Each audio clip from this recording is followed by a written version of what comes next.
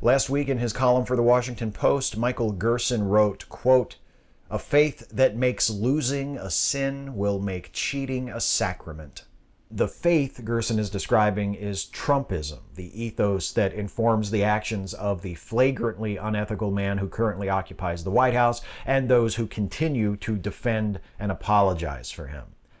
How did we come to a moment in history when a significant segment of our population is willing to excuse the President of the United States for colluding with agents of a foreign government in order to win an election?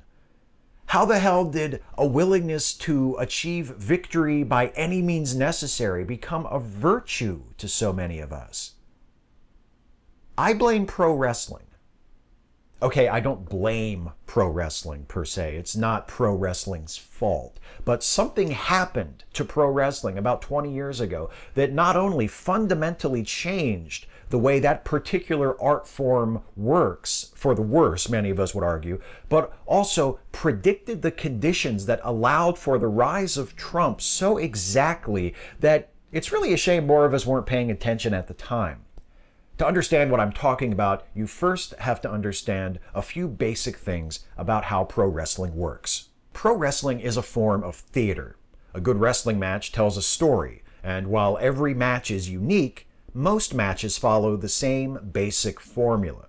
Wrestler A starts out strong, then wrestler B cuts them off and dominates the match for a long stretch, cutting wrestler A off again if they try to fight back. Finally, wrestler A turns things around and makes a comeback, leading into the finish of the match, where either wrestler A rides the comeback into victory, or wrestler B is able to manage one final reversal to get the win for themselves.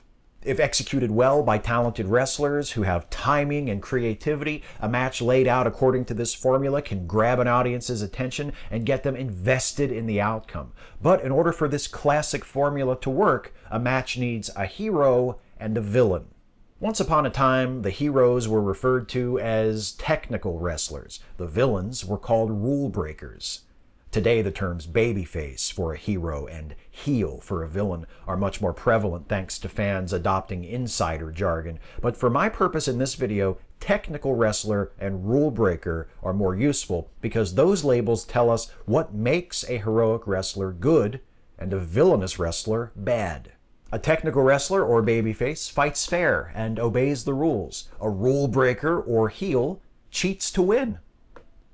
That's the boundary that defines their roles. Why do people cheer for the babyface? Because the babyface plays by the rules. Why do people boo the heel? Because the heel breaks the rules. That's how wrestling worked for decades. That's how it still works, in theory. But in the mid-1990s, that line between technical wrestlers and rule breakers started to blur. Fans started to cheer for the villains.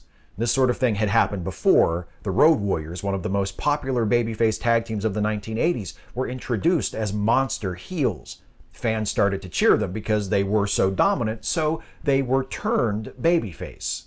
Traditionally, if a heel started to draw a positive reaction from the audience, the booker, that is the person in charge of determining the overall creative direction of the wrestling show, and the person who decides who fights who and who wins and who loses, would make an adjustment, either by turning the heel wrestler babyface, or by directing the wrestler to do something so dastardly that the people cheering them would start to hate them again.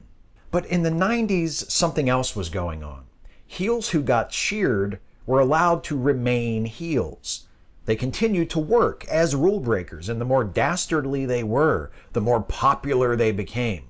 The result was that many wrestling fans, and worse yet, many wrestling promoters and bookers, forgot the thing that made heels, well, heels. Heels are rule breakers. That's why we boo them. That's why we want to see the baby faces, the technical wrestlers, defeat them. Because heels don't fight fair. And when they win, it's not supposed to make us think they're cool. It's supposed to make us hate them because they don't actually deserve to win. Because they cheated. Which brings me back to Donald Trump. Most people seem outraged, or at the very least unsettled, by the prospect that the President of the United States colluded with Russian agents during his election campaign. But Trump's most loyal supporters don't seem all that bothered by it. Why? Because if Trump or his campaign were willing to accept damaging information about Hillary Clinton from Russian sources during the campaign, they were only doing so in order to win. And winning is the American way.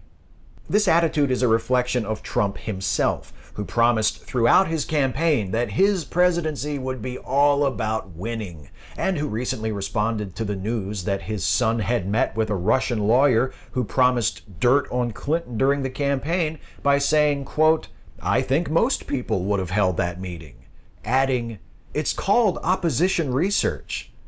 Donald Trump Jr. offered the same excuse. Except that's not how opposition research is typically conducted.